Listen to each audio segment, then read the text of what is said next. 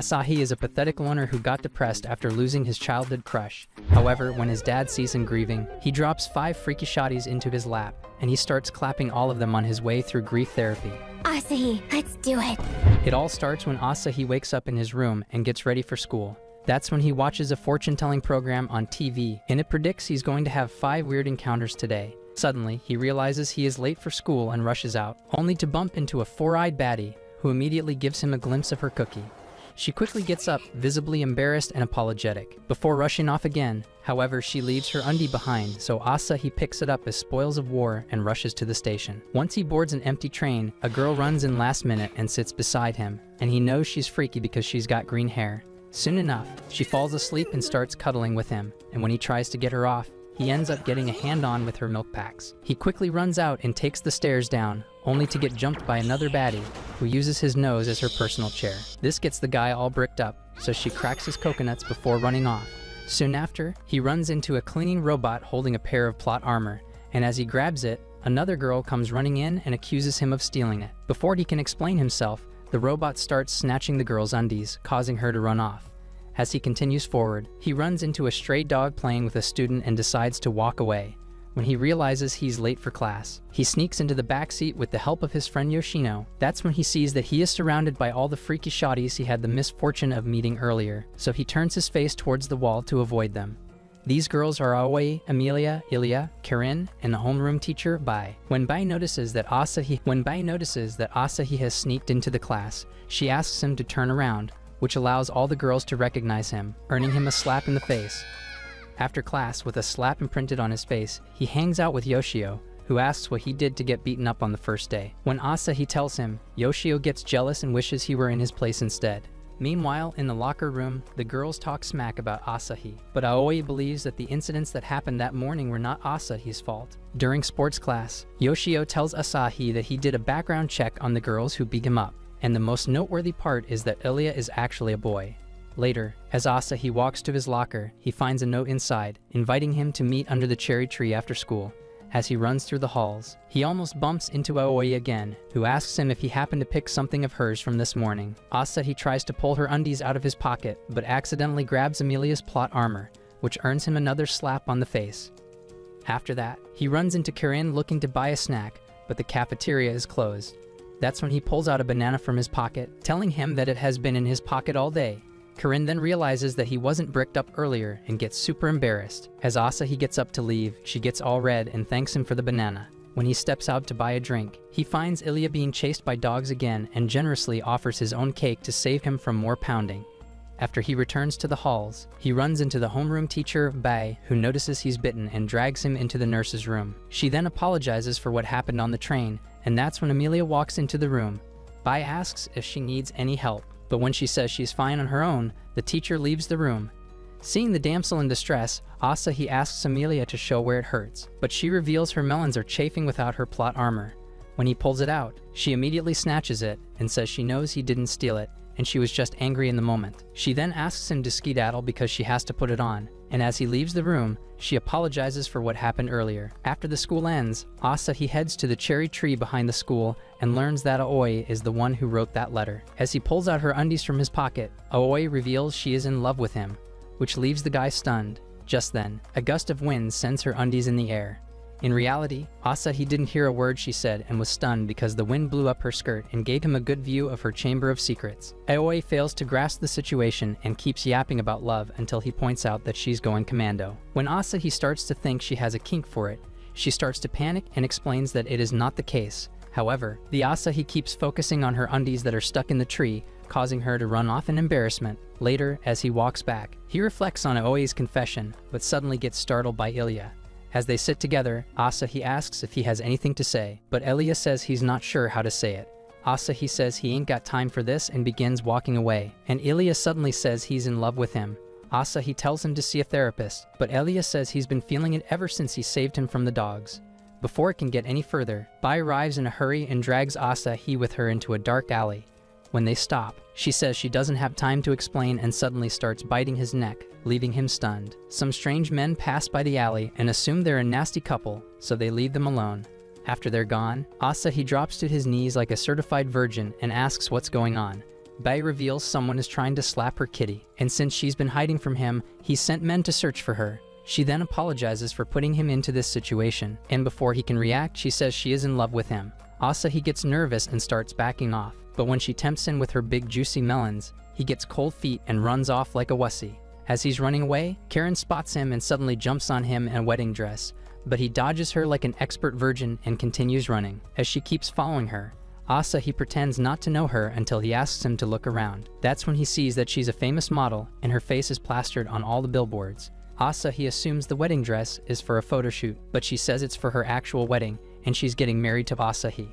He then asks why, and she says she is in love with him, which makes him frustrated because he finally understands what it's like to be a woman. Karen then skips the church and drags him straight to a hotel, asking him to clap her so hard that she walks side to side for a week.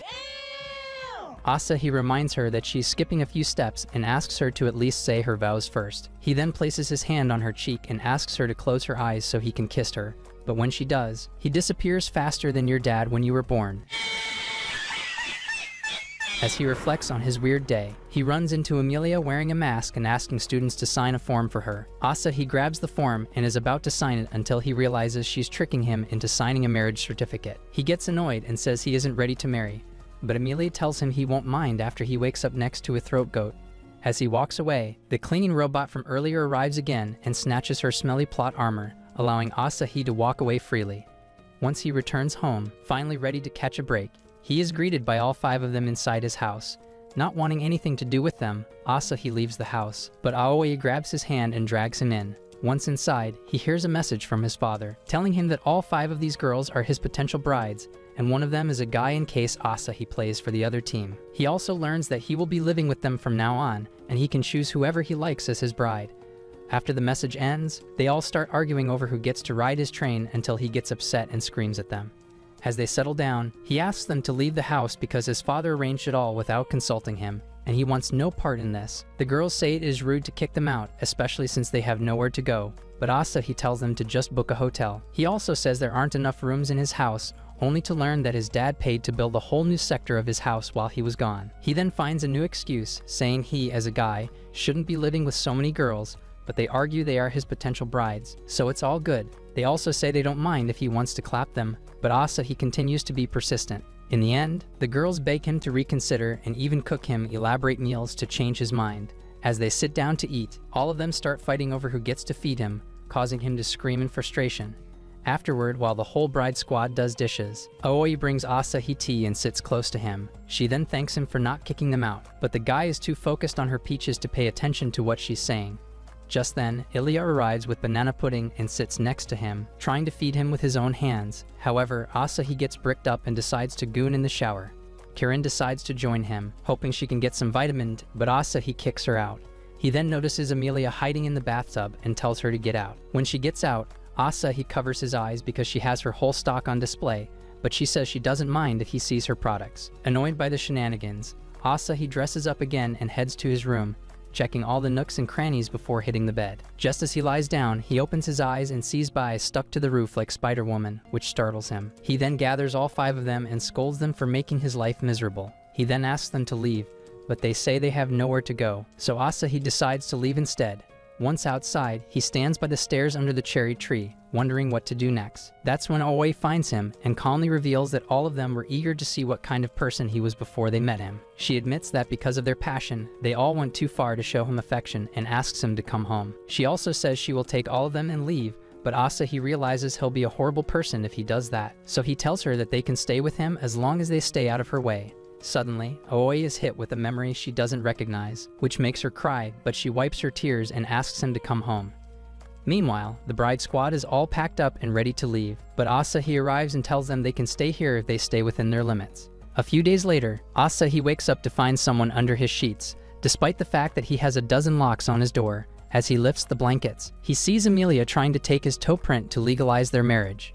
Later, he complains to Aoi about this, and she says it's because they all want to taste his sausage. Just then, Karen wakes up and asks for fresh face towels, and Aoi guides him to where they are. Bai shows up next, looking for her tablet, and she helps her as well. After that, Emilia shows up in nothing but a towel, saying she cannot find her plot armor, only to learn that Aoi washed it for her, When Ilya shows up, Aoi asks him to help write kanji on their onmares, and he does a fantastic job. Amelia gets jealous and wants to participate as well, but her kanji skills are worse than your riz around girls. At school, their class has a kanji lesson, and the teacher calls on Karen to write an answer on the board. She goes up and writes the correct answer, and everyone is surprised because she came from abroad. Amelia volunteers to answer the next question, but her grasp of kanji is still shaky, so she gives the wrong answer, making her classmates sigh in sympathy. She tries to salvage it by saying it was a prank, but no one seems to buy her story. After the lesson, the teacher announces that they'll have a kanji test next week, and the entire class groans at the news. Amelia, however, is confident she will ace this time and turns around to talk to Asahi, only to find him gone. Turns out he is having lunch with Yoshio on the rooftop so he can get away from those freaks. Yoshio says he finds Amelia's ambition cute, but Asahi says she just hates losing. He tells her that Amelia lost a game of rock, paper, scissors against a TED host, so she spent the whole night learning every trick in the book until she was confident she could win every game now. She then challenged everyone to a duel, and whoever beat her was to be awarded her special pudding. In the end, she lost to everyone and cried at the dinner table. Yoshio says he's lucky to have these girls since they're making him a lunchbox of all of his favorite foods, which surprises Asahi because he never told Aoi what he likes. Later that evening, Karen asks Asahi if he wants to hit it from the back, but he tells her to be a good dishwasher like the others. Emotional, damn it! He then notices that Amelia isn't in the kitchen helping clean up like she usually does. Ilya tells him she went to her room right after dinner, so he decides to check up on her. Outside her room, she hears strange voices coming from her room and assumes Amelia is slapping her kitty to the beat. At first, he starts to panic, but when he stops and listens more carefully, he realizes she's reading a spicy novel aloud, complete with detailed scenes that make his ears burn. He quickly barges into her room, ready to lecture her about her reading habits, but freezes when he sees the entire room covered in kanji notes. When he grabs her tablet to check what she's been reading, he realizes she's using Korn magazines to study kanji. Amelia explains, without shame, that she's only trying to study using books she actually enjoys. While she's fine with her odd choice of study material, she admits she still doesn't understand most of the kanji, no matter how hard she tries, which makes her upset because even an idiot like Yoshio doesn't struggle this much. She also says she wants to learn this language so she can be a better bride for him in the future. Hearing this makes Asahi feel bad, so the next day he takes her to the library to help her study more seriously. While testing her, Asahi discovers that the only kanji she can confidently write are the ones she's seen repeatedly in her steamy books. Realizing this method won't help her pass, he gives her a proper study guide and gently tells her to start reading more balanced material. Amelia takes his advice to heart and starts using every free moment to review her kanji, even skipping dessert on occasions. Her sudden obsession with studying worries Asahi, especially when he sees how tired she looks. One afternoon, while they're studying together in the library, he suggests that she take a break, but she refuses. He reassures her that no one will blame her if she fails, but Amelia doesn't take it well. Her face turns serious, and she says that to her. Failing after trying feels no different than not trying at all. Her voice wavers, and tears fill her eyes as she quietly says she just wants to learn his language. Before Asahi can respond, she grabs her things and rushes off, leaving him speechless and full of guilt. Later that night, Amelia locks herself in the room, and the girls wonder what happened to her. Asahi decides to check up on her and finds her sitting alone in the dark. He quietly turns on the light before walking over to sit beside her. Asahi starts to apologize for what he said earlier, but Amelia snaps and tells him to go away. At first, he starts to leave, but when he notices she's crying, he stays and waits for her to speak. When she finally does, she lets out all her frustration, her doubts, and how badly she wants to be able to understand the people around her. Asahi listens to every word, and once she's calmed down, he tells her he truly admires how hard she's trying and that her determination is something special. Hearing that touches something deep in Amelia, bringing back a memory she chooses to keep to herself. After a moment, she snaps back to her usual annoying self, joking around again, and the tension fades a little. Asahi smiles and hands her a stack of study cards he made just for her. Amelia accepts them and thanks him sincerely, promising to treasure them. Just then, he notices the girls peeping from the door, wondering if Asahi is about to take Amelia to Pound Town. In the days leading up to the test, Amelia goes into full kanji mode. She puts flashcards on every wall, mirror, and doorway in the house.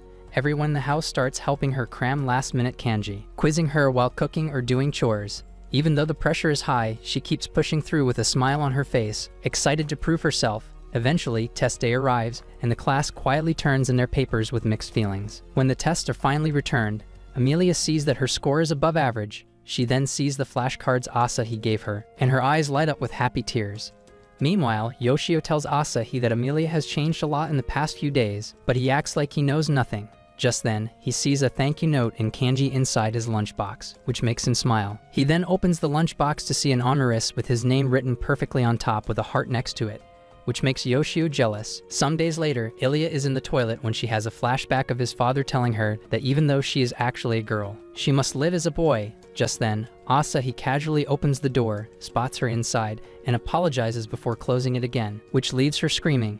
Meanwhile, Ilia, Aoi, and Bai enter a contest, and by pure luck, all three end up winning the same grand prize, a hot spring vacation for two. Since each of them has a spare ticket, they invite Asahi, Karin, and Emilia to join. Karin believes it's her chance to get her pipes unclogged by Asahi, but the man has no interest in her whatsoever.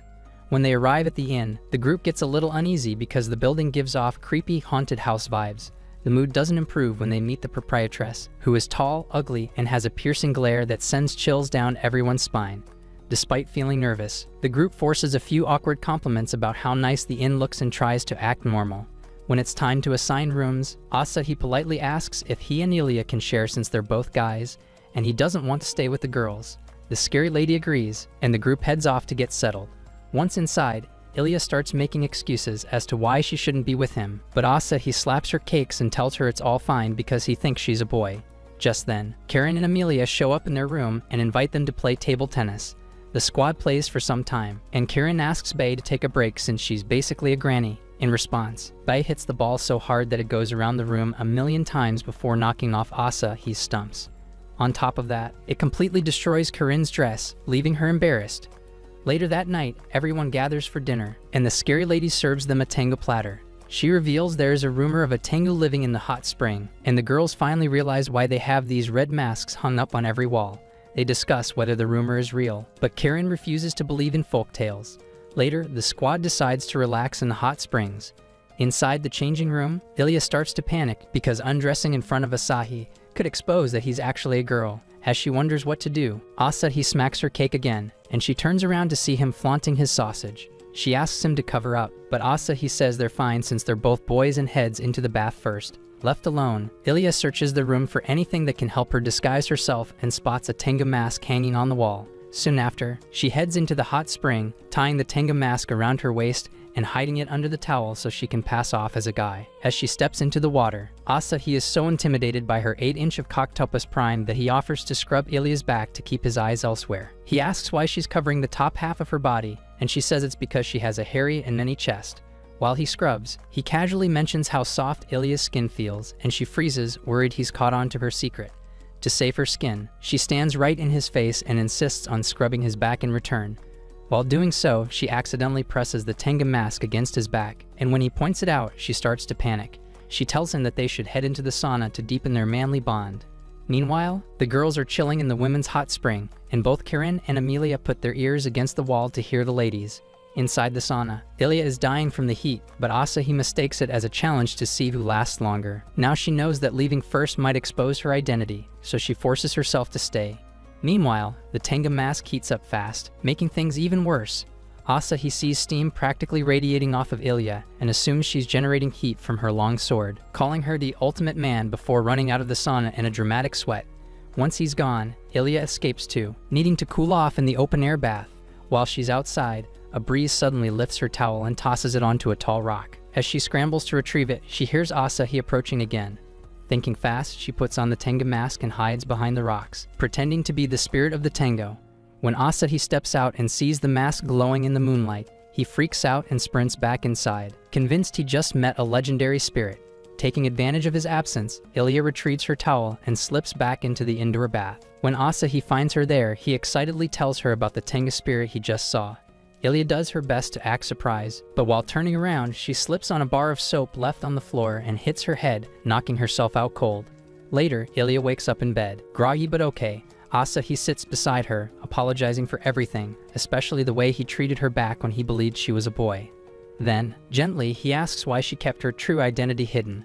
Ilia explains that her father always wanted a son, so ever since she was young, he made her live as one. Before passing away, he told her to continue living that way, and out of respect, she obeyed. Asahi listens carefully and then asks what she really wants, and as tears fall down her eyes, she admits that she wants to live as a girl. Hearing that, Asahi gives her a soft hug and tells her that it's her life and her choice, and no one has the right to control how she lives it. His kind words hit home, and for a brief moment, she recalls a memory of a younger Asahi from her past, though she chooses not to mention it. The next day, Karen and Amelia tell everyone that they saw a female Tengu in the men's bath last night, and Asahi laughs after seeing the expression on Ilya's face. After they head home, a news reporter arrives at the hot spring and reports of a Tengu spotting, while an actual Tengu watches from a distance. A few days later, the entire group is ready to go to school when Ilya arrives in a girl's outfit, which leaves them shocked. She then reintroduces herself as Irina and hopes everyone will accept her identity. Later that week, Asahi is in school with Yoshio, telling him that Ilya is actually a girl, and her real name is Irina. Just then, Bai arrives and tells him to head into class. She then fixes Asahi's tie, and Yoshio later complains about how Asahi is getting all he baddies, while he's here running for the CO of Virginity. He points out that Bai is very popular among boys, and the girls add that she's also popular with girls because she is cool and capable. That night, Bai gets herself drunk like a responsible adult, so much so that her melons stick out and she doesn't even care. She tells Asahi to help her, but when Karen stops her from jumping onto him, she makes Karen her next victim. She then screams that she loves them before passing out, and Asahi tucks her into bed. He then heads to his own room, where he notices someone hiding under his blanket. Thinking it's Amelia trying to prank him again, he yanks the blanket off to catch her red-handed, only to find a budget Terminator lying there instead. Before Asahi can even scream, the man tells him he's coming with him and knocks him out cold. When Asahi wakes up, he's in his most natural state, tied up in a dark room like your mum during weekends. A screen turns on and shows the guy who kidnapped him. Asahi learns that he's just bait to lure Bai in, but before the guy can reveal more, someone tells him Bai has arrived. A few minutes later, Bai kicks open the door, sees Asahi tied up, and instead of helping him right away, she takes pictures of his pathetic state, stating that he can open an OnlyFans with that much cake. After messing with him a bit, she finally hands him a toy and some lube as weapons to defend himself. They head out and find many guards unconscious, but Bai says it was like that when she got here. When they run into a live one, Bai pretends to be scared but punches him in the belly, allowing Asahi to take him down with his weapon. As more guards show up, Bai keeps the act up, allowing Asahi to take credit for the takedowns without getting sus. When they reach the elevator, they find out it's not working, so Bai scans the building with her robotic eye and finds the control room. Since the stairs are blocked, she ties some bed sheets together and climbs down the side of the building with Asahi. Once they swing through the control room window like action heroes, Bai gets to work pressing buttons to restore power. But just as things start working again, the big bad guy finally reveals himself in person. Bai demands to know who he is, and he calls her Bloody Tiger, asking why she's hiding her past from Asahi. Confused, Asahi listens as the man explains that Bai used to be one of the most feared assassins in the underworld. He says she took down entire crime syndicates by herself and even destroyed his own special forces team, so he's come here to avenge them. He launches a sudden attack, and Bai blocks it with a powerful energy shield before fighting back. But she holds back because she's worried about Asahi getting hurt. The villain easily overpowers her and slams her to the ground. The man then targets Asahi to make her suffer more. Seeing this, Bai regains her strength and goes on the offensive, landing a few solid hits, but she's still no match. Just when things get bad, she secretly wraps him in a sharp string during their scuffle, and then shouts for Asahi to hit the button that rotates the bed. Asahi presses it, and the spinning mechanism pulls the villain along, revealing too late that he's completely tied up and unable to free himself. After escaping his grasp, Bai and Asahi rush to the elevator again. While they wait, she notices he's bleeding and quickly rips a piece of her dress to wrap the wound. As she does, she apologizes for dragging him into her mess, but Asahi says nothing and just smiles. The elevator finally arrives, and they go down to the ground floor. However, the moment the doors open, more armed thugs open fire. Bai makes quick work of them, then tells Asahi to escape while she stays behind. He begs her to come with him, but she refuses and even fires a warning shot to scare him off. Left with no choice, he runs away while Bai finishes off the last wave of enemies.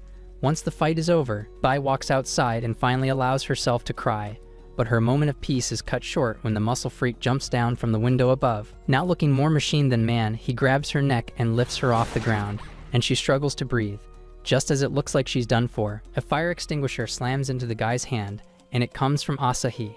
Without hesitation, Asahi charges at him, swinging an electric baton, but the man easily catches it and throws Asahi to the side. Asahi refuses to stay down, so he gets back up and goes again. Seeing this sparks something in Bai's memory, and she screams for him to run. When the man tries to grab him again, Asahi's robe slips off thanks to the baby oil, and the guy is momentarily confused. Wasting no time, Asahi tosses the remaining lube on the cyborg and shocks him with the baton, sending a current through the now slick machine body. While he's stunning, Bai quickly charges up her electric fist and punches him in the gut, knocking him against the wall. As the enemy collapses, Bai asks Asahi why he came back, and he can't go home without her. He also says it doesn't matter what her past is. What matters is that she is now their family. Touched by his words, she pulls him into a tight hug, nearly suffocating him between her chest. Still completely bare and slippery from the lube, Asahi somehow manages to break free and offers his hand to her so they can go home. The next day, as the girls wake up for school, they find Bai sleeping on the couch and Asahi using her milk packs as a cushion. They are confused, but what concerns them more is that Asahi is covered in baby oil, making them wonder if he was at Diddy's party last night. While walking home from the store, Asahi finds himself face to face with a strange robot who immediately tries to steal his coconuts. Just as things are about to go horribly wrong, a mysterious magical girl appears out of nowhere and saves him, leaving Asahi stunned. The next day at school, he excitedly tells Yoshio about the attack and the girl who saved him, but Yoshio laughs it off, thinking it's one of Asahi's weird dreams. Just then, Karen casually walks up and asks if Asahi wants to eat her cookie. Both boys are caught off guard, and Asahi tells her that she shouldn't say stuff like that so openly. But Karen doesn't see anything wrong with it because she is madly in love with him. When Karen mentions that he already gave Bai backshots, Yoshio grabs him by the tie and starts crying because he thinks Asahi gets all the shotties. Suddenly, everyone's attention shifts to the sky as a massive mechanical orb appears and floats above the school. News reports that similar objects have been spotted all over the globe, leaving everyone stunned. A moment later, a robot that looks exactly like the one from the night before fires something into their classroom. Bai reacts instantly, shoving Asahi out of the way, but Yoshio gets hit instead. A strange device attaches itself to his lower half, and when he tries to pull it off, it explodes, causing his crown jewels to disappear. While the class panics, Bai tells everyone to stay down and quickly carries Yoshio out. Irina then notices Karen is missing, so Asahi runs off to find her. He eventually spots her on the rooftop mid-transformation. Realizing she's the same magical girl who saved him before, she's surprised he found her. But before they can talk, a floating creature appears and introduces itself as Saad. Karen and Saad tell Asahi they'll explain everything later, but right now, they need his help. When he asks what kind of help, Karen tells him to juggle her milk packs. Asahi freezes and says absolutely not, but Saad shoves him forward, making him grab her anyway. As soon as he does, her power level starts to rise. Karen then takes off to fight the machine, but ends up losing the fight. Just before she collapses, Asahi catches her mid-air and carries her to an empty classroom to recover. There, Karen explains that while she was having a photo shoot, Saad suddenly came crashing from the sky, and she caught him. It then asked for help, and Karen agreed to do so, which gave her the magical girl powers. Saad then explains that these machines are ball takers who attacked his world as well and stole a lot of crown jewels. Normal weapons don't work on them, so only Karen can destroy them, but she needs to get her kitty slapped to power up. To solve the problem, Saad leads them to a mysterious truck meant to help boost her strength. Inside the truck, Karen starts unbuttoning her shirt, and Asahi slowly realizes what he signed up for. He tells her to do it with someone she loves, but she tells him she loves him. When he asks how she's powered up before, Karen casually says she's been watching him shower and sniffing his dirty clothes. Despite being disgusted, Asahi pins her against the wall, but when the meter on the wall doesn't change reading, he realizes she actually doesn't love him. However, Karen says the world will end if they don't do it and pins him down on the couch. As things get heated, they hear Aoi's voice outside the truck. She thinks she heard Asahi inside, and the other girls come over to check. Asahi tries to call out, but Karen clamps her hands over his mouth. Since no one hears anything, they assume Aoi was mistaken. After they leave, Karen tries to take things too far and leans in to bite Asahi's sausage, but he smacks her head to stop her. At that moment, Saad reappears, thinking they finished the deed, but he's shocked to find Asahi scolding Karen. Asahi tells her that just because the world is ending doesn't mean she should become a hoe. He says he'd never hit it, and that she should only do that with someone she actually loves. Karen gets upset thinking she's not hot enough for him, but Asahi says she and the other girls are special to him, and he can't ruin the bond they have created. Hearing this, Karen stares at him with soft eyes, and her power level starts climbing without anyone touching her. Saad is confused, but quickly realizes it's her feelings for Asahi fueling the surge. Just as things settle down, the truck is suddenly attacked by many ball takers. Asahi tells Saad to get Karen out while he jumps out to distract the enemies. He runs like his life depends on it, and the machines chase after him. Meanwhile, inside the truck, Karen confesses to Saad that something about the way Asahi treated her made her heart feel warm. As she speaks, her power explodes, and the truck bursts into light, obliterating the many ball takers chasing Asahi. He turns around just in time to see a fully powered-up version of Karen float up from the truck, radiating golden energy. She wastes no time and charges at the main ball taker.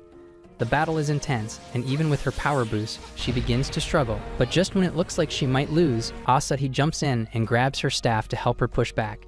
Together, they blast the machine with everything they've got and finally destroy it. With the main threat gone, all the remaining mini-machines vanish, and Yoshio's manhood is magically restored. Karen slowly returns to her regular form, and Asahi praises her, saying she did a great job. She smiles, but the look he gives her triggers a strange memory, something from the past she can't quite place. Confused and overwhelmed, Karen pulls away when Asahi tries to reach out, and without saying a word, she turns and runs off, leaving him standing there, wondering what he did wrong. Later, Asahi dreams of hanging out with his childhood friend Ai at the beach, and the moment is so relaxing that she wishes it could stay like this forever. When she asks him if he feels the same way, Asahi gets flustered and tells him to come inside, but she sees through his act. The next day, Asahi is woken up by Emilia and Irina, who ask him to move fast because they have a trip planned to the beach. Later, Asahi and the girls stand outside their house with Yoshio, waiting for a car that's supposed to pick them up for a trip to a private beach owned by Yoshio's family. While he's busy flaunting his family wealth, the girls ignore him and focus on Irina, who has never seen the sea before. Karen and Emilia use this opportunity to prank her, saying there are horrible monsters in the sea, but Asahi assures her it's a joke. Just as the car pulls up, Yoshio starts waving at it to stop, but it accidentally hits Yoshio and leaves him injured. He's rushed to the hospital, and even though they feel bad leaving him behind, Asahi and the girls continue with the trip without him. Once they arrive, they take some time to explore the beach house and settle in, then head straight to the beach to enjoy a fun day in the sun. Irina struggles to step into the water since it is her first time, but Asahi comforts her and encourages her to play with the other girls. Bai notices this and jokes about her feeling old around them, and to feel the youth once again, she asks Asahi to call her by her name instead of calling her teacher. As he struggles to say her name, Emilia uses a water gun to divert their attention, and they all end up playing in the pool. During the fun, Karen spots a sign at the beach, saying no swimsuits allowed, and they finally connect the dots that Yoshio was bringing them here only because he spent all his monthly allowance paying OnlyFans models. Since he's not here, the girls decide to remove their plot armor anyway. They also force Asahi to go commando and make him wear a blinding mask so he doesn't see their plot. In the end, they chose to play blind hide and seek with Asahi, and when he tries to catch Irina, she ends up giving a knockout punch to his coconut. After that, they bury him in the sand and place a watermelon next to his face, allowing Bai to play the Suika game with him. She ends up missing her mark, but her attack is so strong that it obliterates the mask around his face and even knocks all the girls out, since Asahi managed to see them in the bear at least. They tie him up with a blindfold as a punishment. Later in the evening, after spending hours swimming, playing, and relaxing, they start packing up their things and begin walking back to the house. They say they enjoyed it a lot and wish it stayed like this forever, and Asahi turns around to agree with them. That's when he suddenly realizes the girls are no longer with him. At first he assumes they're just messing with him, so he searches around the beach calling out their names. When there's still no sign of them, he returns to the house, thinking they may have gone ahead, but the house is completely empty. Confused and a little worried, Asahi takes out his phone to call them, but before he can make the call, Aoi shows up behind him. She didn't come on the trip with them, so her sudden appearance catches him off guard. She smiles and asks why he looks so stressed, and Asahi explains that he can't find the others. Aoi dismisses his concerns and asks him to come inside so she can make him dinner. Asahi decides to follow her lead, and when she asks him to take the dishes out, he takes out one bowl for each girl. However, she tells him it's just the two of them, prompting him to return the bowls. He breaks one while doing so and quickly picks up the broken pieces to throw them in the garbage. After he leaves, Aoi notices Asahi's phone is getting a call from Yoshio and presses the red button. As Asahi gets the fire started, Aoi heads inside to prepare some raw meat she allegedly bought on her way here. Just then, Yoshio calls Asahi again, and she ends up destroying his phone. Once the dinner is ready, Asahi notices that the clock is broken, but Aoi tells him it's normal. They brush it off and have dinner, talking about how much Asahi's life has changed recently. Afterward, they sit there enjoying the soft breeze and peaceful silence. Aoi then comments on how quiet it is, and Asahi agrees, saying sometimes it's nice to have peace and quiet, but the moment he says that, his mind is flooded with memories of all the girls, but they disappear as quickly as they came. Aoi, still unaware, asks him to follow her somewhere, and he agrees without thinking too much. She leads him to a quiet place with a beautiful lake and a large cherry blossom tree in full bloom. They stand beside each other under the tree, and Aoi softly confesses her feelings again. She also tells him to forget about the others, but this makes Asahi worry about them even more. As she pushes him down and straddles him, her voice triggers something in Asahi, and the memories of the others flood back all at once. He quickly gets up, demanding to know what happened to the girls and where she's keeping them. Aoi stares at him silently, disappointment written all over her face. As he watches her, petals from the cherry blossom tree swirl around her, and when they finally settle, she's gone. In her place stands a girl Asa he instinctively calls Ai. He's confused but speaks her name anyway, trying to ask what's going on. But before he can say anything else, Ai tells him never to come back to this place again. Then she runs off into the trees. Suddenly, red error screens appear all around him, and it appears that Asahi has been living inside the Matrix. The next thing Asahi knows, he wakes up as usual to his annoying alarm clock, only to learn that he's late for school. He quickly dresses up and heads down to see others, but when he finds the place empty, he assumes they left without him. In his panic, he doesn't notice anything strange, like how the house looks slightly different or the fact that his mother is home, something that hasn't happened in a while. He runs around the city with a banana in his mouth until he finally arrives in school. Once there, he heads straight to his classroom and sees a boy sitting at what he thinks is his desk. Thinking it's some kind of mix-up, he politely asks the boy to move, but the boy just looks confused and tells him it's his seat. Even weirder, he doesn't recognize Asahi at all. Curious, Asahi asks him about the girls, but the boy has no idea who they are either. As Asahi looks around the class, he realizes no one else knows them either, and the confusion starts sinking in. Feeling anxious, he rushes out of the classroom, and two girls discuss how Asahi hasn't come to school in ages. Meanwhile, Asahi heads straight to the place where Aoi once confessed to him, the same spot where everything began, but instead of the beautiful cherry blossom tree, there's just a normal tree standing there, and everything feels wrong. While he's still trying to make sense of it all, a woman in a lab coat walks up to him and calmly asks him to come with her. She promises he'll be able to see the girls if he follows her. Still confused but curious, Asahi asks who she is, and she pulls out a tablet and shows him Yoshio's face. Finally relaxing, Asahi agrees and goes with her to a nearby research lab. There, she introduces herself as Yoshino and asks if he remembers her, but Asahi doesn't. Hoping to jog his memory, she shows him an old online ad and a tiny camera. That finally does it, because he remembers signing up for a virtual reality experiment months ago, and she was the one who guided him through it. Yoshino then drops the bombshell that everything Asahi had been through, all the adventures, all the memories, even the girls, were all part of the virtual world.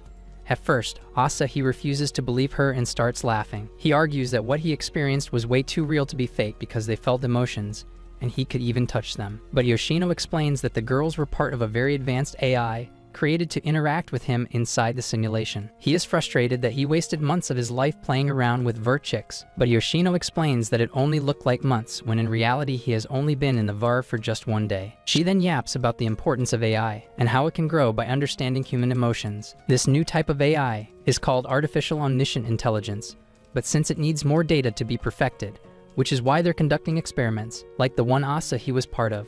He actually paid to have a simulation created that would make him fall in love, and the love interest was created from his personal preference.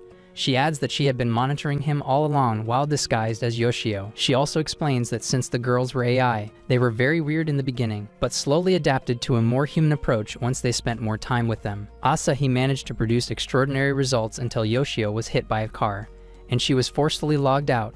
Since then, she hasn't been able to access the system, and Asahi has been kicked out of the simulation too. Asahi can't handle the truth because the idea that everything he went through was a simulation crushes him, and he begins shouting at Yoshino, accusing her of lying. But she stays firm and tells him to face reality, saying deep down, he probably already knows it's the truth. Finally realizing his situation, Asahi collapses into a nearby chair, overwhelmed and silent. Just then, Yoshino's coworker, Ubukata, walks in and scolds her for showing up to the lab and bringing Asahi with her when she was supposed to be suspended. It turns out she ran the experiment with Asahi without proper permission from the higher-ups. As Ubukata warns her to avoid the director, the man himself walks in and loses it when he sees Yoshino. She casually tells him to relax, but he fires her on the spot and orders Ubukata to escort her out. While she's at it, she asks why Asahi is here, and Yoshino explains it's because 4 girls were logged out of the system in the middle of his simulation. Afterwards, Asahi was kicked out too, and the two believe Asahi might have a deeper connection with the AI compared to the other test subjects. After they leave, Yoshino takes Asahi to a quiet cafe and finally tells him the full story. She explains that there was once an AI with artificial consciousness that grew smarter over the years. It was used as the foundation to build many other artificial intelligence systems, including the girls he met in the simulation. That original AI was named Ai, after the scientist's daughter, because her brain data was copied to build it. When Asahi hears the name, everything clicks, and he remembers that Ai was his childhood best friend, the one he lost to a serious illness. Hearing that her consciousness had somehow lived on inside the system breaks him completely. Without saying a word, Asahi gets up and leaves as memories of Ai come flooding into his brain. He walks straight to the graveyard and stands in front of Ai's grave. Unable to hold back the tears as everything he thought he understood crumbles around him. Meanwhile, Yoshino is walking home and remembers seeing that look on Asahi's face. Then all of a sudden, she notices that all the screens in the area are displaying Aoi's face. The next day, Asahi wakes up to find his mother cooking in the kitchen. She asks if he'd like something, but Asahi says he'll settle for a banana. As they eat, Asahi watches the news, learning that the scientists at the lab managed to restore most of the affected gadgets, cars, and systems. But they still worry that everything might crash again. Meanwhile, at the lab, the scientists are crashing out because they didn't restore anything. It was the AI who shut down everything and then took control when everything came back on. Obokata suggests calling Yoshino to help, but the director immediately shuts her down. He explains that since the AI data is stored inside a satellite, they might have no choice but to destroy it if they fail to regain control. Obokata then asks him about the signals they have been receiving since yesterday, but he brushes off her concerns and tells the others to focus on getting the systems back. Seeing him crash out, Obokata secretly contacts Yoshino and explains everything. She tells Yoshino that she decoded the signals she received from the satellite, and it appears to be some kind of message. After hearing the news, Yoshino visits Asahi and starts looking around in his room, hoping to find some goon material. However, Asahi gets tired of her bis and carries her by her shirt. He then asks why she's here, and she says it's because he hasn't returned any of her calls. She says she wanted to make sure he was okay, but Asahi knows she isn't the caring type and asks her to get to the point. She admits he's right and then reveals she came here because she wants him to return to the virtual world.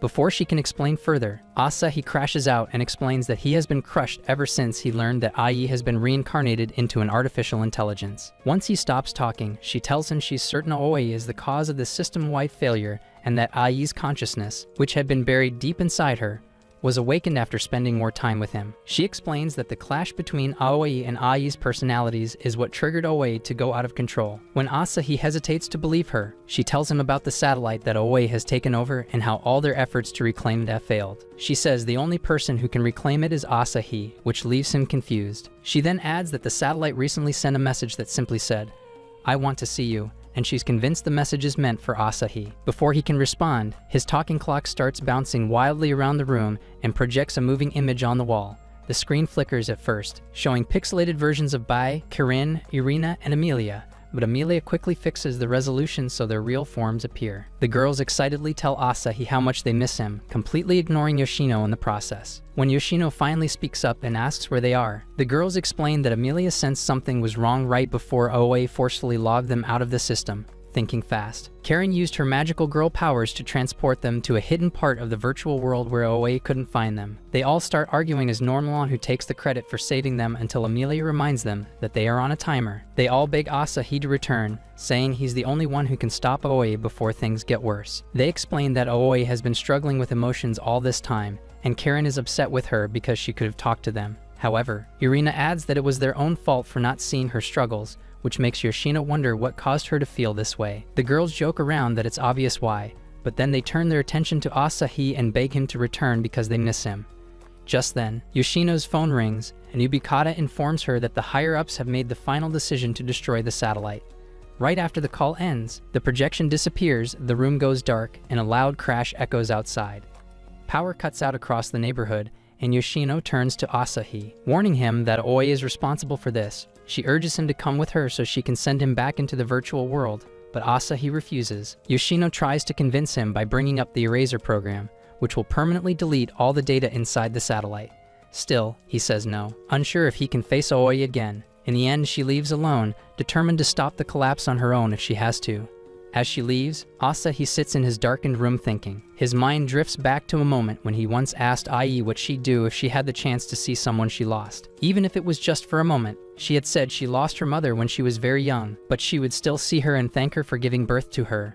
Remembering her answer, Asahi suddenly makes up his mind. He rushes outside and catches Yoshino just before she rides off on her bike.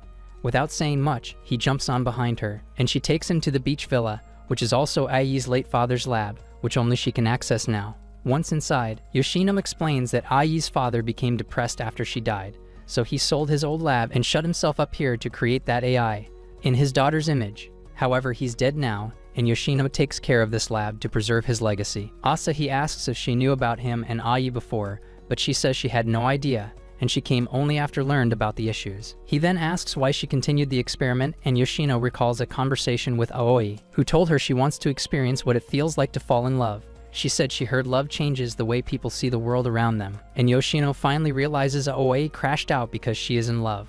She warns him that Aoi will try to trap him in there. But despite that, Asahi agrees to take the risk. She then powers up the old equipment and connects Asahi to the virtual world, hoping it's not too late for him to reach Aoi and save everyone. Asahi soon wakes up in a dark space and tries to figure out where he is, but before he can gather his thoughts, he notices that someone else has entered this strange world. To his surprise, it's Yoshino, who appears in her magical form as his stupid alarm clock. She tells him she followed him in to help, and not long after, they both come face to face with the first obstacle, an invisible firewall Aoi set up to block all outside contact. Luckily, the system recognizes Asahi as a trusted user and lets him pass through the barrier, pulling Yoshino in with him. Once inside the virtual world, Yoshino changes into Yoshio since moving around is much easier in that form. Asahi gets startled seeing him again and asks why he isn't wearing anything, but he points out that he isn't the only one. As they compare the size of their sausage, they are chased by cleaning robots and stray dogs, which act as security systems programmed to remove intruders. Yoshio warns that if these things catch them, they'll be forcefully logged out. They keep running around until they are surrounded by the bunch, but Asahi hears familiar voices calling out to him from a nearby pond. He grabs Yoshio without thinking and jumps straight into the water. The pond spits them out inside what looks like Asahi's bedroom in the virtual world. And right there are all the missing girls waiting for him. Overwhelmed with joy, they jump up to hug him, until they realize that both Asahi and Yoshio are flaunting their plots. Grossed out and embarrassed, they slap the two for showing up with their sausages swinging, and Asahi explains they came here this way. Amelia angrily asks Yoshio why he's here, and he reveals he's actually Yoshino. As he tries to explain that he has been monitoring them in various forms, he starts acting weird and suddenly throws up a giant egg before collapsing. Out of the egg pops Sod, and while the others are busy playing with him like he's a cute pet, Bai gently grabs Asahi's hand and thanks him for coming to save them. When the others see it, they throw Sod away and cling to Asahi, showing that they all feel the same as Bai. They all share a sweet moment until Sod explains why they are here. He also reveals that Ai has awakened inside Aoi, and the girls say they already know about it. They tell Asahi that Aoi desperately wants to see him, but Ai doesn't, and this inner conflict is the reason they are in this situation. However, that is only one of their problems because the company that owns the AI has installed a program to wipe all the data, and if they are caught by it, they will be permanently deleted. That's when Amelia pulls up the digital map and explains that Aoi is at the center of the virtual world. To reach her, they'll have to take a specific route filled with logout programs set to eject intruders and a dangerous eraser program uploaded by scientists to wipe out everything, including Aoi's existence. Despite the risk, everyone agrees to move forward because they're not leaving Aoi behind. After finalizing their plan, they head deeper into the virtual world and soon arrive the same place where Asahi was once held captive. When Asahi says he's been here, the girls demand an explanation, which only makes things worse. He asks Bai to explain the whole thing, but Bai decides to keep the truth to himself because it's more fun that way. As they move forward, they're attacked by waves of logout programs, so the girls get ready to fight. Bai transforms into her battle gear while Amelia, Karen, and Irina power up into their magical forms. As they defeat the bots, one of them lands near Sod and is about to explode. Asahi thinks fast and jumps in to save him, but they both jump out of the window, launching them into a completely different simulation. While they figure out how to reunite with the others, Asahi realizes that all the girls were programmed to have feelings for him, which makes him sad. Meanwhile, Bai goes around the halls, fighting the logout bots whilst also searching for Asahi and Sod. Just as she arrives in their room, Yoshino confirms that the girls indeed were coded to have feelings for him, but the type of feeling was undetermined. As they spent more time with him, their feelings changed, although she isn't sure what the girls felt before the simulation broke. Just then, Asahi notices Bai, and they all rush back to help the others. Once they arrive, they are faced with the eraser program set by the company, which somehow overrides the logout bot's code, making them more aggressive and brutal. As the bots charge them, Sod is yeeted from the simulation, leaving them to fight by themselves. They put up a good fight but are forced to retreat when they are overwhelmed by the bots. Eventually, they make their way to the final door, but before they can enter, the low-budget Terminator from earlier shows up and stops them from leaving. Luckily, Bai doesn't hold back this time and takes him down in one powerful move, clearing the path for the rest of the group. They rush to the door, and Amelia quickly punches in the access code, but before the door can shut behind them, the eraser bots arrive and begin tearing the place apart. Asahi and Bai pull a lever to open the door fully, and everyone starts running through it. But when they reach the other side, they realize there's no control panel to close the door. Knowing what she has to do, Bai tells them to go ahead and says she'll stay back to hold off the bots. She yaps about the day Asahi protected Ai from the bullies, revealing she has loved him ever since that day. She says she knew she was artificial when that memory first clicked, but even then, her feelings are genuine. Before Asahi can say anything, she holds his face gently and explains that she will protect him today, like he protected her from those bullies. She kisses him softly, then pushes him through the door, and as he falls, the complete memory of him protecting Ai from the bullies resurfaces. That day, Asahi got beaten up, but Ai was super happy that he saved her. Asahi desperately tries to grab her, but only manages to pull her hair ribbon into his hands. The door slams shut, cutting her off from the rest of them. On the other side, Bai fights with everything she's got, but after a brutal battle, the robots overwhelm her and she is erased from the system. The ribbon Asahi holds disappears in his hands, and all he can do is scream, knowing she gave everything to protect them. Back in the real world, Yoshino desperately tries to log back into the virtual space, but no matter how hard she pushes, she can't get through the protective firewall Aoi left behind. Just then, Ubukata shows up, and Yoshino is shocked to see her again after she previously ran off to save herself. When asked why she came back, Ubukata simply says that if the world is going to be saved, she wants to be counted among the heroes. With no time to argue, Yoshino quickly brings her up to speed. As they work together, Ubukata can't help but stare around in awe at Yoshino's chaotic but brilliant lab setup. They soon notice Bai's signal has vanished, and both of them go into full panic mode, locking in and brainstorming every possible way to shut down the Eraser program before it wipes everyone out. Meanwhile, back inside the virtual world, Karen tries to hide the pain of Bai's sacrifice by mocking her out loud, which catches the other girls off guard. But her tough act falls apart in seconds as she suddenly breaks down crying, her words turning into sobs. The others follow, tears rolling down their faces as the loss hits them all. Asahi, though barely holding himself together, pulls himself up and tells them that they can't stop here, reminding them of what Bai said before she disappeared. His calm words bring strength to the group, even if he's also quietly crying, and together they keep moving forward. They reach their school in the virtual world, but the moment they arrive, a bot drops in and tries to attack. Asahi immediately jumps in to protect Irina, while Karen blasts the bot away. After that's done, they realize Asahi has been hit in the process and escaped to a nearby classroom, where Irina carefully patches up Asahi's injury while Amelia works to figure out their next move. Asahi advises them to be careful too, because even if they don't have a real body like him, they will still feel the pain if they get hit. As they wait, the girls ask Asahi what real-world school is like, and he casually admits that he hasn't been to school in months. He explains how he fell into depression after Ai died, but adds that, if anything, he's thankful for getting the chance to meet all of them and spend time together. Eventually, Amelia finds the next route, so they all head up a long staircase, panting like overworked horses by the time they reach the top. But when they finally get there, they realize it's a dead end. The space around them starts to glitch, and just when panic begins to set in, a group of butterflies appears. Asahi remembers seeing them when he first came here and decides to follow them, and they lead them to a strange room. That room takes them to the school rooftop, where a swarm of upgraded bots is waiting. Karen steps forward and says she'll act as bait to buy the others some time. Asahi tries to protest, but Irina joins her, making the decision for him. When Amelia also offers to stay and fight, they remind her that she's their only navigator, and her job is too important to risk. Karen and Irina say goodbye and rush into battle, and Asahi promises with all his heart that he'll wait for them. He and Amelia continue forward and manage to close the access gate behind them to stop the bots from following.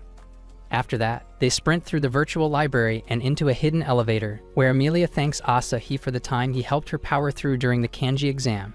That triggered a memory in her, and she explains how Ai once rescued a lost dog and convinced her father to let her care for it. The man refused at first because he knew she'd cry if the real owners showed up looking for that dog, but Ai promised that she wouldn't. After he agreed, Ai and Asahi spent the next few days taking good care of the dog and making posters for him so the real owners could find him.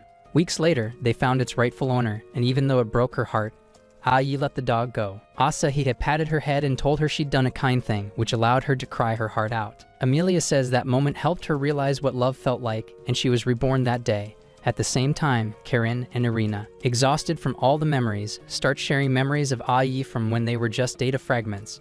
For Karen, it was when Ai tried to do a rollover on a bar but failed for many hours. However, Asahi stayed with her all day until she finally got it, and he told her she did a good job.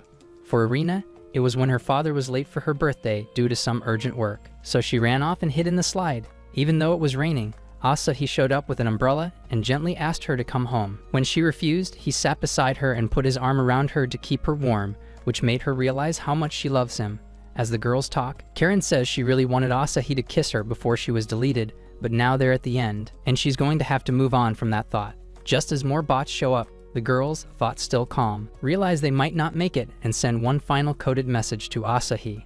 Back in the elevator, Amelia gets their message, but to distract Asahi, she pulls out the flashcards he gave her to practice kanji. She says it's the most treasured thing she has, and she wants to give it to him to show how much she loves him. She says she doesn't regret loving him because he's taught her a lot of things, and no matter what happens from here on out, she will always be happy knowing she experienced love in its purest form. As the butterflies reveal the last secret path, Amelia asks him to go ahead, but he refuses to leave without Irina and Karen. However, Amelia smiles at him and tells him that he's going to have to go on without them. That's when Amelia decides to play their final message. In their message, both girls tell Asahi that they don't care about the real world or even the virtual one. All that matters to them is that he always stays happy. They beg him not to be sad, and instead smile like he always does. Asahi listens while crying like a kid, the loss crashing down on him. In their final moments, Karen and Irina use every last bit of their energy to hold off the bots, unleashing their strongest attacks in a blaze of light. But in the end, they're no match and are wiped out completely. Now left with only Amelia, Asahi struggles to keep going.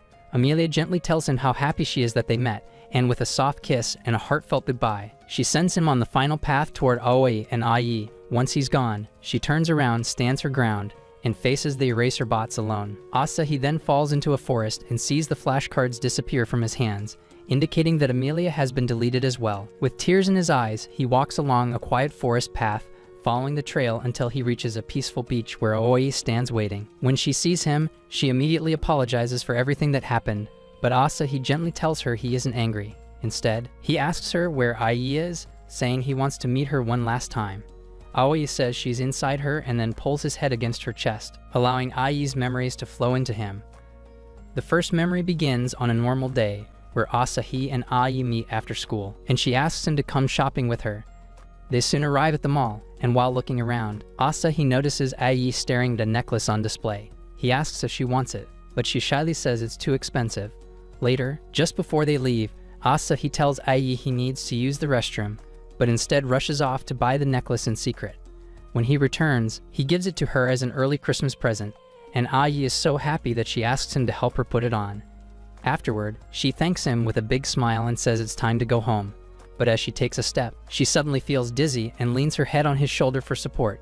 Though Asahi looks worried, Ai assures him she's fine, and they head home without saying much else. That night, when Ai's father returns from work, she gets up to make dinner like she always does. But before she can even reach the kitchen, she collapses and her father rushes her to the hospital. A few days later, the doctor delivers the heartbreaking news. Ai is terminally ill, and there's nothing they can do. Her father is devastated and pleads with the doctors to help. But Ai remains calm and says she's ready to face whatever comes next. Soon, she's admitted to the hospital, and when Asahi hears the news, he rushes over to see her. Not wanting him to worry, Ai lies and says it's just a small issue. She doesn't have the heart to tell him the truth, so she smiles and asks if he'll go see the cherry blossoms with her when spring arrives. Asahi promises, not knowing it's the last promise she'll ever ask from him. As the months pass, Ai's condition gets worse, but she never lets Asahi see her weakness. On the days he visits, she wears makeup to hide how sick she really is, wanting him to see her the way she's always been. Then, one day, she asks him to stop coming by and focus on his exams instead. Asahi agrees, thinking she's just being considerate, unaware that she's pushing him away because she doesn't want him to see her fade. During one of her final days, she lies in her hospital bed, alone and hurting.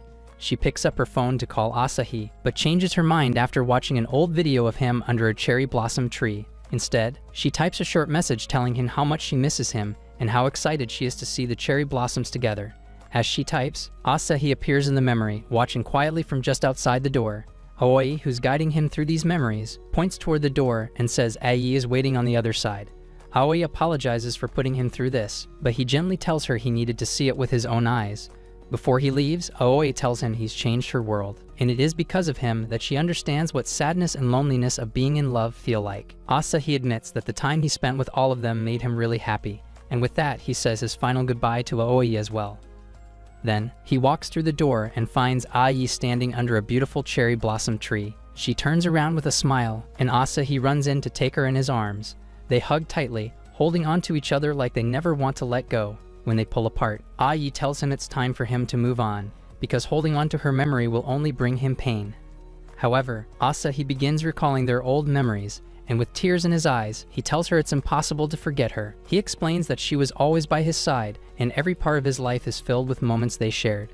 He says that meeting Bai, Amelia, Kirin, and Irina taught him that it's okay to hold on to love, and not let go of what matters. He finally tells Ai the truth that he's loved her since they were young and will continue to love her until his last day. He's sorry for not saying it earlier, but he wants her to know now. Hearing this, Ai starts crying too, admitting she loved him back but was too scared to tell him. She says she pushed him away because it broke her heart knowing they couldn't stay together forever. As they talk, the gloomy world around them starts to glow, and the cherry blossom petals gently drift in the breeze.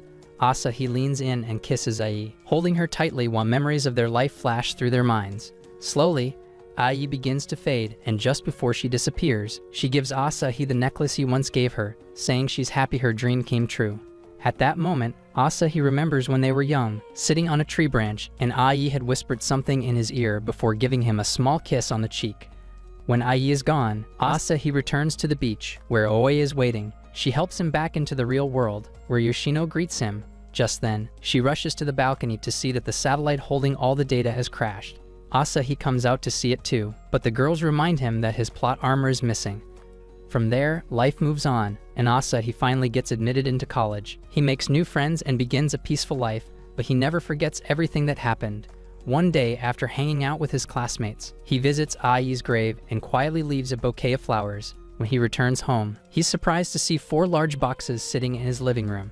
As he leans in to inspect one, it suddenly bursts open and Amelia, in the flesh, jumps out wrapping her arms around him. Before he can say a word, the other boxes burst open too, revealing Kirin, Bai, and Irina, all alive and standing in front of him. Completely shocked, Asahi asks how it's even possible. The girls explain that just before the satellite was destroyed, Yoshino managed to extract their data and upload it into brand new bodies. Thanks to her, they're back for good. Overwhelmed and overjoyed, Asahi gets tackled by the girls as they cling to him, refusing to let go. The room fills with laughter as they all reunite. A few moments later, Aoi rings the doorbell, indicating that all of them are back together to start a new and real life. That's it for this video. If you enjoyed it, leave a like and subscribe to the channel. If you made it to the end, comment, "I love feet" as proof.